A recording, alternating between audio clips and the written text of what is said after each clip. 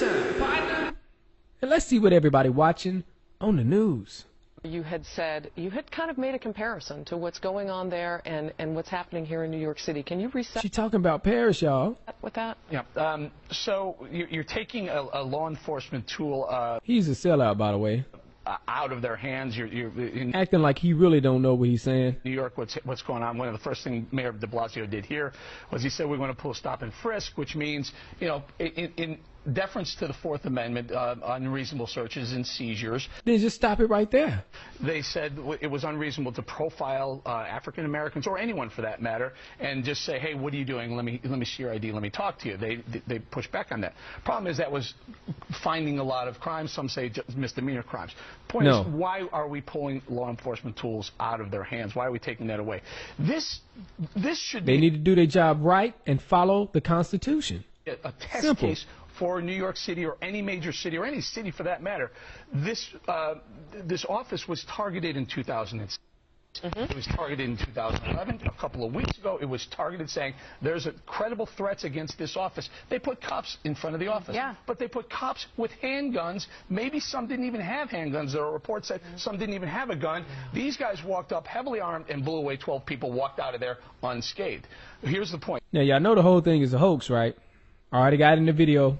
Link in the description box. There's been a very serious push from the left saying, let's not over-militarize our cops. That should put an end to that discussion right now. We should over-militarize. We should continue to do that. One last thought. I'm sorry. Oh, so now you see where it's going there. No. After 9/11, I was in the building at 9/11. Right after 9/11, there was in the building. New York City cops, what they did was they did these shows of force. What happened? Heavily armed cops would walk around buildings. They'd show up anywhere. 12 cop cars would line up. They'd get out with the full body gear, with the machine guns ready, just to show the bad guys they're there.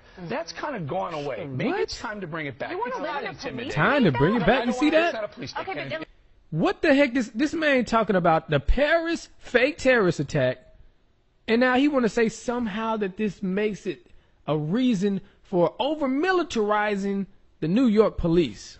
Let me just make Tripping. one point about the militarization of police, because I've always been very pro-law enforcement. And I think that cops should have all sorts of tools and technology. They got enough. They shouldn't see us as the enemy. You know, we are not the enemy. We are not people there hunting or combating. I didn't feel like I was an enemy okay, but to that's a the cop on the difference street. between the military and the police. And if you talk to police officers, they'll agree there has to be a difference. There has to be a line. Your police department should not look like your armed forces. So And that's the point of that. And I don't want cops walking around heavily armed, and right. that's true. That's true. Well, And they shouldn't be walking around heavily armed because of a fake shooting.